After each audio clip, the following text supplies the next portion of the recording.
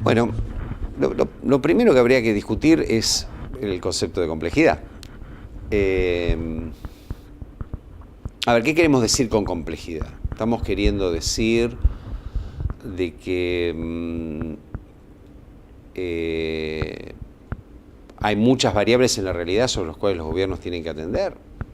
Bueno, las variables de todo tipo, económicas, sociales, culturales, migratorias, siempre hubieron en la historia de la humanidad. Yo diría, las mismas factores que todos los gobiernos tuvieron que atender tienen que ser atendidos hoy día. O sea, que hoy eso no es la complejidad. La complejidad debe ser entonces otra cosa. Uno podría decir la diferenciación. Bueno, eso sí, efectivamente, nuestras sociedades son más diversas. El mundo evoluciona de tal manera que cada vez hay menos homogeneidad. Entonces, la ausencia de homogeneidad supone un desafío para los gobiernos, porque vos tenés sociedades con múltiples grupos, clases sociales, movimientos políticos, ideologías, grupos de interés, grupos religiosos, grupos no religiosos, identidades de género, reconfiguración de identidades étnicas. Bueno, si a eso llamamos complejidad, efectivamente estamos ante una multiplicación de identidades ciudadanas o populares diversas, y eso efectivamente es una dimensión. La segunda cuestión es lo que uno podría llamar el aumento de las relaciones de todo tipo a nivel global. Bueno, eso puede ser, lo cual no significa que no tengamos retracciones, ¿no? Porque la globalización capitalista, que parecía que era algo que venía para quedarse y aumentar permanentemente, hoy está en una crisis, ¿no es cierto? Bueno, pero efectivamente hoy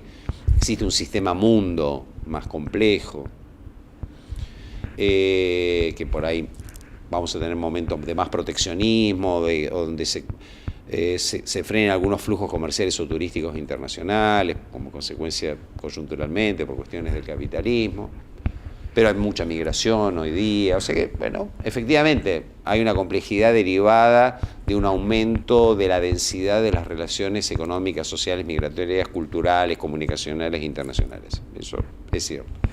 Bueno, si por complejidad entendemos eso, de todas maneras, los gobernantes nunca pueden tener en cuenta todos los factores que existen en una realidad, porque si se dedicaran a analizar todos los factores que en una realidad existen antes de tomar una decisión, lo más probable es que no decidan nunca. Entonces, el problema en realidad para todo gobierno, en situaciones más o menos complejas, supone cuánto es el quantum de análisis y de información que debe recoger antes de tomar una decisión. Entonces yo diría que efectivamente el aumento del flujo y la densidad de las relaciones globales y el aumento de la diferenciación de los grupos populares y ciudadanos obliga a los gobiernos a tener en cuenta dimensiones que antes no tenían. Ahora, eso no significa que pueda atender toda la complejidad, porque si atiende toda la complejidad no decide nunca. Entonces yo diría que hay, en todo caso, ciertas dimensiones que los gobiernos deberían poder privilegiar. Por ejemplo, la nueva trama de relaciones sociales que ha aparecido después de la globalización. Después de la globalización no apareció esa sociedad capitalista de mercado ideal, donde todos seríamos libres y grandes consumidores y tendríamos trabajo, sino más bien la contraria. Lo que ha aparecido es una sociedad más fragmentada, es una sociedad con sectores sociales completos que quedaron al margen del proceso, que de todas maneras se han organizado y han activado y han demandado al Estado. Y esto se está reflejando en América Latina a lo largo de esta década y se está reflejando en Europa en este momento. Entonces, como mínimo, los gobiernos debieran atender, no debieran quedarse con una imagen de la sociedad como si fuera la sociedad de los años 90 o principios del 2000. Eso es lo primero. Es la mejor manera de atender la complejidad. Lo segundo es estar atento a los cambios tecnológicos y económicos globales, pero también estar atento a los cambios culturales, migratorios y sociales, ¿no? Un problema de los gobiernos en las décadas anteriores fue atender mucho los problemas de la construcción del sistema económico capitalista internacional y desatender el otro tipo, digamos, la dimensión ciudadana o social de esos fenómenos y en particular de los sectores más desprotegidos que quedaron al margen de ese proceso. Y entonces me parece que lo que tienen que atender es poner foco en estas dos cuestiones que señalé anteriormente. Por un lado, la diversidad de grupos y sus demandas, particularmente de los más desfavorecidos, pero que se han organizado y activado, y no solo las relaciones económicas internacionales o los cambios tecnológicos globales, sino también las consecuencias sociales, culturales, ideológicas y migratorias en términos de flujos internacionales que estos fenómenos han provocado.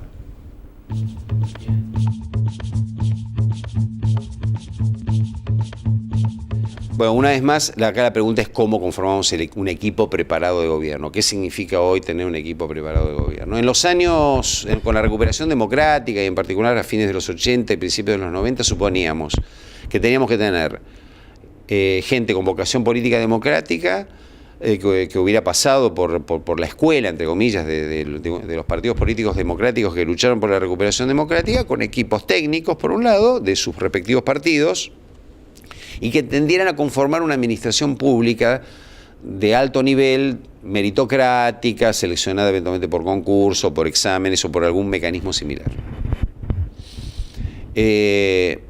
Después, cuando ya el impacto de las ideas más de reforma de mercado, neoliberales, aparecieron, ahí la concepción fue otra, y era la idea de que junto con estos políticos más bien lo que había que tener era técnicos preparados, en general afuera de la administración, afuera de los partidos políticos, con una mirada técnica orientada a lo público, pero con una mirada técnica que estuviera menos,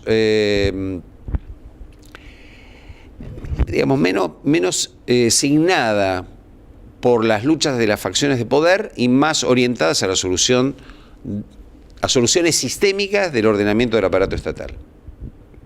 Bueno, esto es concomitante con lo que dije anteriormente, en la anterior pregunta.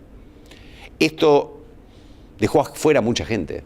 No me refiero a equipos de gobierno o a empleados públicos. Digo, dejó afuera al ciudadano. Este tipo de política, en gran medida, este tipo de conformación de equipos de gobierno, con intención o sin ella, pero al final del camino, 20, 30% de la población, en el caso argentino, 50% de la población en otros países de América Latina, quedaron afuera del progreso social.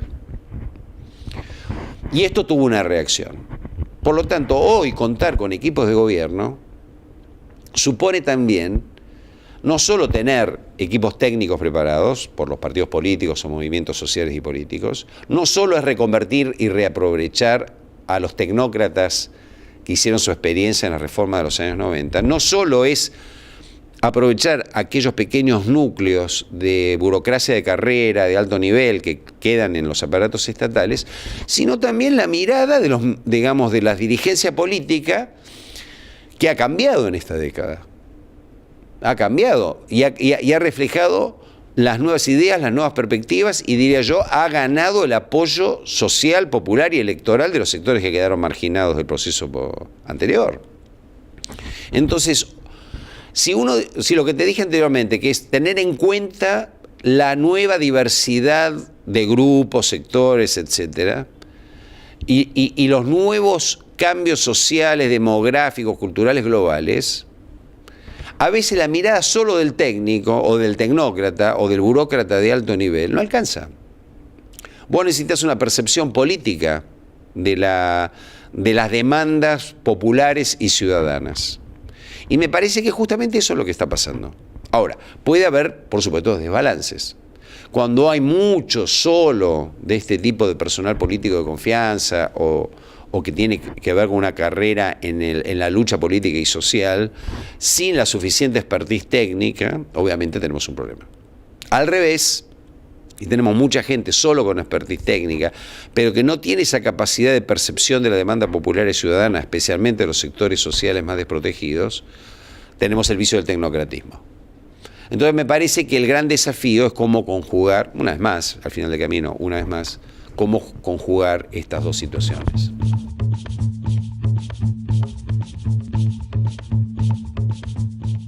Bueno, de hecho hay actores que están participando, ¿no? Yo diría, hay como dos grandes grupos de actores. Por un lado están los actores que colectivamente representan a aquellos que lograron sobrevivir a los ajustes capitalistas de los 80 y de los 90. Sectores básicamente del capital, algunos sectores sindicales, sectores vinculados a ONGs de clase media o clase media alta, muy preocupados por cuestiones de participación ciudadana, transparencia, etcétera.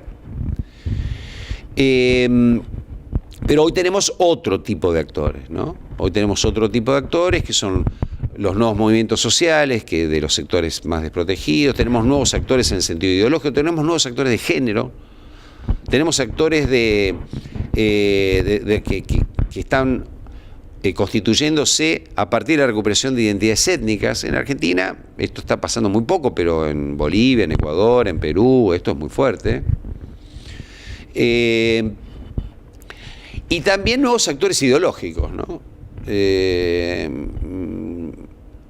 Bueno, y por otro lado diría, están aquellos sectores que tienen que ver con el cambio tecnológico, ¿no? Que es lo que hemos discutido en el seminario de SIGOV, es decir, bueno, el ciberactivismo, la presencia de ciudadanos activos movilizados en la web 2.0.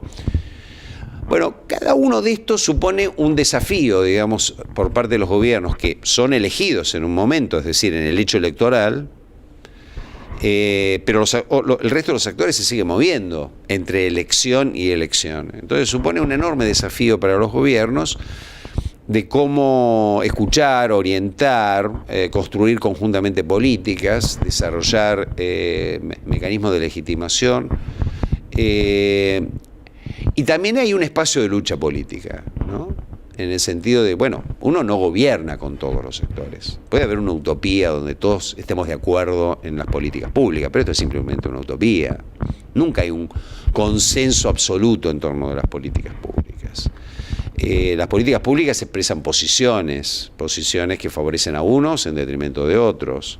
Por lo tanto, no es esperable que las políticas públicas estén todas consensuadas y que el mecanismo de la participación de todos los actores sirva. Ahora, los gobiernos sí tienen que percibir posiciones, retomar ideas, conjugar, eventualmente negociar, consensuar, aprovechar el conocimiento popular o de los actores para la toma de decisiones, aprovechar el impulso de los que buscan participar para la ejecución de políticas públicas en ese contexto diverso que planteamos anteriormente. Y esto efectivamente sí es un desafío donde la participación, finalmente, como siempre, la participación de muchos o de pocos, en este caso puede ser de muchos más, siempre juega antes, durante y después del proceso de toma de decisión y de acción estatal.